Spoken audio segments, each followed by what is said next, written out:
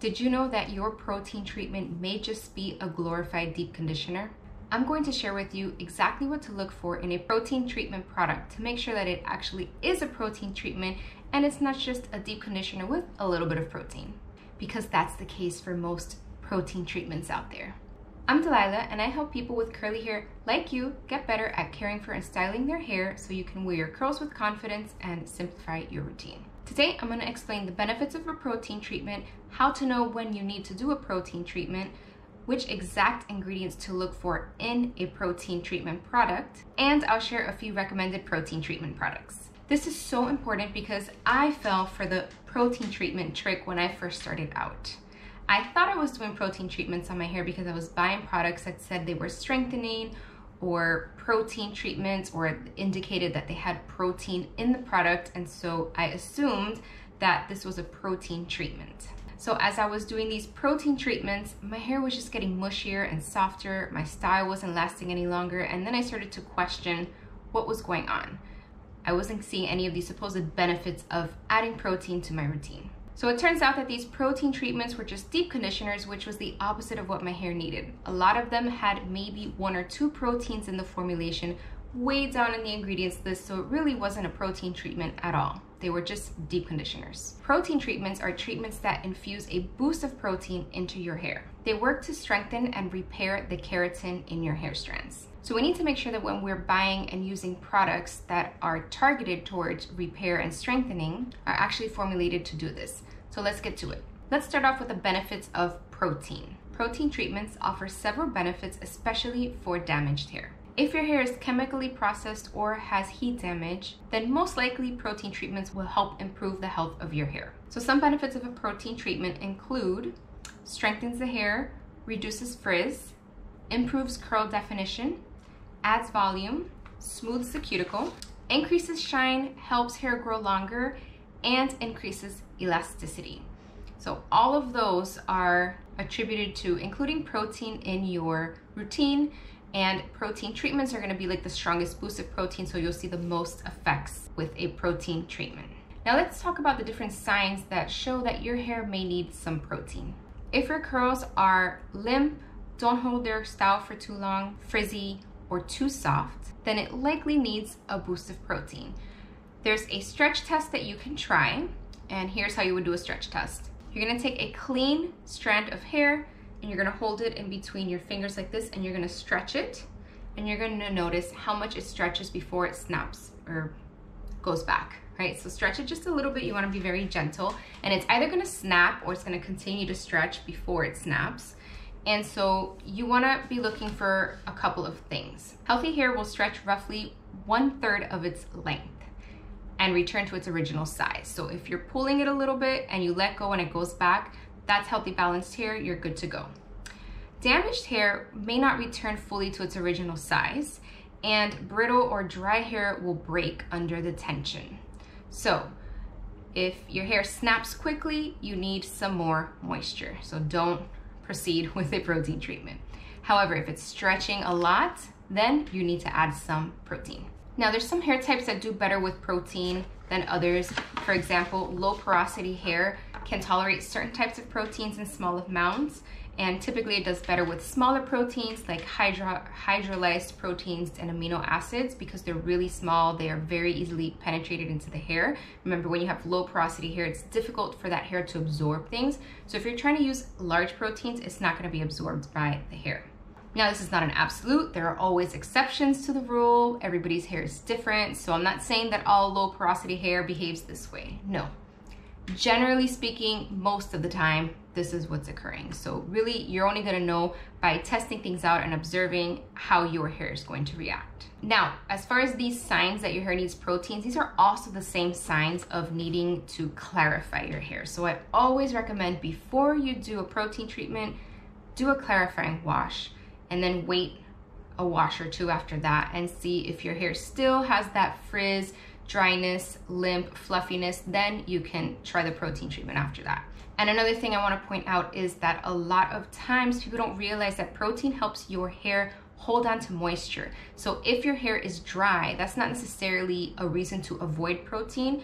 you actually do need some protein because that's going to help your hair hold on to that moisture longer. So don't think that if you have these symptoms of protein deficiency but your hair is dry that you just need moisture, because you need protein to hold on to the moisture. So remember that a little bit of protein in your routine is going to help moisturize your hair. Don't forget that. Now before I move on, let's talk about how a lot of protein treatments are just glorified deep conditioners. I said at the beginning of this video, this was the problem I had. I thought I was using a deep conditioner or a protein treatment because that's what it said on the packaging. But when I investigated and looked at the ingredients, I realized that's not really the case. So just because the product says it's strengthening and repairing doesn't mean that it actually is. If there's a little bit of protein in the formulation, they are allowed to say that because protein does provide those benefits. However, you need a certain percentage or concentration of protein ingredients in order for it to actually give you those benefits like repairing, strengthening, and so on. If proteins are appearing at the bottom of the list of the ingredients, then that means there's a very small amount of protein in that formulation, and it's really not gonna have an effect on your hair. So you wanna look for protein ingredients towards the top of the ingredients list, preferably the first 5 ingredients. You wanna find it in there. The closer to the first ingredient, the better. And that's gonna indicate that it has a higher concentration of that ingredient, and so it's actually going to give you more of those benefits of a protein treatment. So if you look at the formulation, the ingredients list, and you don't notice a protein in the first couple of ingredients, then it's not a protein treatment. It's just a deep conditioner that happens to have some protein in it. And that's great, you can totally use that, but I don't want you to use that thinking it's a protein treatment because it's not the same thing. So let's talk about these protein ingredients that you wanna look for in your products. Some of the most common proteins found in products are going to be listed as one of the following. Let me read off the list. Hydrolyzed protein, keratin, oat flour, soy, collagen, amino acids, silk, or wheat protein. Now, a quick tip is if you see the word hydrolyzed in there with something following it, it is most likely going to be a protein. So you will see like hydrolyzed silk or hydrolyzed other protein ingredients, but sometimes it's hydrolyzed something else, and that's still a protein. So that's a quick way to spot a protein ingredient in your product. You could also use one of those product database websites like isitcg.com, and you can paste the full ingredients list in there, and then it will spit out the results telling you like if there's like humectants, proteins, that kind of stuff. So it like breaks down the categories of the ingredients in there. And then that's if you're like totally confused, you like, I can't follow, I don't know what a protein is, just pop it into isitcg.com and it will tell you. That's probably the easiest thing to do. Now, as I said before, you will know a product is a protein treatment if you see protein in one of the first couple of ingredients in the ingredients list. Now, I do want to give one warning about DIY treatments because I see a lot of people that try DIY treatments on their hair, and DIY protein treatments usually don't work. The only actual DIY protein treatment that your hair can absorb is a gelatin treatment because it is small enough to be absorbed by your hair. Food products do not contain proteins that your hair is able to absorb. They're all too large. So doing like an egg mask or something like that is not going to really do anything. It's just gonna sit on top of the hair. And an egg mask can give you lots of other benefits, but you're not getting the protein from that. So don't do that thinking it's a protein treatment. Once again, true protein treatment, as I said, a product that has protein in the first couple of ingredients, or you can do a DIY gelatin treatment. Those are your only options. That's it, sorry. Now, if you're looking for specific product recommendations, I've got you covered. I have tried quite a few protein treatments because my hair loves protein since it's fine and used to be high porosity.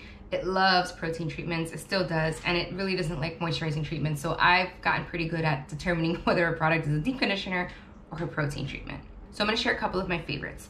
My first #1 favorite is the Evolve Ultra Repair Mask. This is a protein heavy conditioning mask. So it's a little bit conditioning, but it's more protein than conditioning. This is one that is really a great balance that should work for all hair types because it's not gonna weigh down your hair or provide too much moisture if your hair is like mine and you're really looking for that protein, but it's also not so protein heavy that it could take you into like protein overload or make your hair feel like a tangly mess, which is a problem with some protein treatments, and I'll get to that later. Ingredients in the Ultra Repair, we have silk amino acids is the 3rd ingredient, soybean seed extract a little further down, more amino acids, halfway down the list. So this one's got a couple of different proteins in it at the beginning and the middle of the list, so that's why it works so well. So this is my top pick for a nice, well-balanced protein treatment. We also have the EcoSlay, Matcha Boost.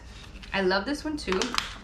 The only con with EcoSlay products is that they need to be refrigerated after you open them, and I know that's not for everybody, so just letting you know up front. But I love that they are a low waste company. That's fantastic. They have really great ingredients in their products. And this particular product uses hydrolyzed quinoa, keratin. Those are the two proteins in there, and they're up near the top. So this is a great option as well. This is less moisturizing than the Evolve Ultra Repair. Okay, next up we have the Curlsmith Bond Curl Rehab Salve. I always get this one confused. And this is kind of like a 2-in-1. This one's protein and bond repair. So this is fantastic for damaged hair. If you color your hair, chemically treat it, this is gonna be a really good one. This has a very strong fragrance. It's like fruity, reminds me of Bath & Body Works type of products. So that's my biggest dislike about Curlsmith. Their products are scented so strongly. I know they recently came out with some fragrance-free products, but this does not come in a fragrance-free version. However, this one is a great balanced product. It's not super moisturizing. It's a little more moisturizing than the other two, but like I can use it without a problem. And the ingredients on this one are a little trickier because they are putting like the origin of like where they got their protein from, like chia seed, for example. Like they list a bunch of extracts in their formulation, but when I've talked to them, it's that's not exactly what it is, and that's why when you look at it, you're like, I don't see proteins in here, but there are proteins in this. It's just the way that they list their ingredients is a little different than other companies, so it's a little trickier to figure out.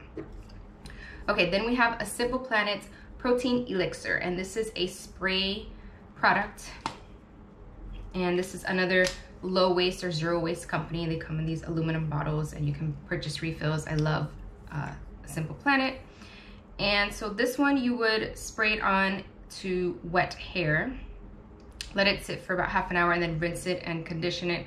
Or you can leave a little bit in your hair. If your hair's like really in need of some protein, you can spray a little bit and leave it in, but I don't really recommend that. I think that it's better to use it like a protein treatment, spray it on, rinse it out. So I mention this because people always ask me, how do you use that? It's not like a mask like the other ones that you would put on and rinse out, but it works the same way. But this is like watery, like it's very liquidy, so not really a mask. And then this one has baobab protein, jojoba protein, lupine, some other proteins. So this one's got a couple of different proteins, ingredients 3, 4, 5, and 6 in here. So this is really strong as well. This is a great one. Nice clean product, no fragrance.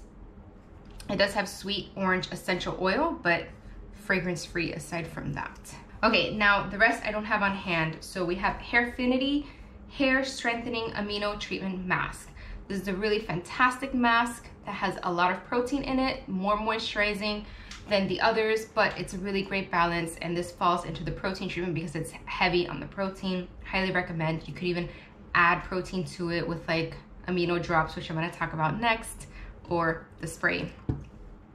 Amino Touch protein drops, and there's other brands of protein drops, but this is a really fantastic way to just add protein to products you already have.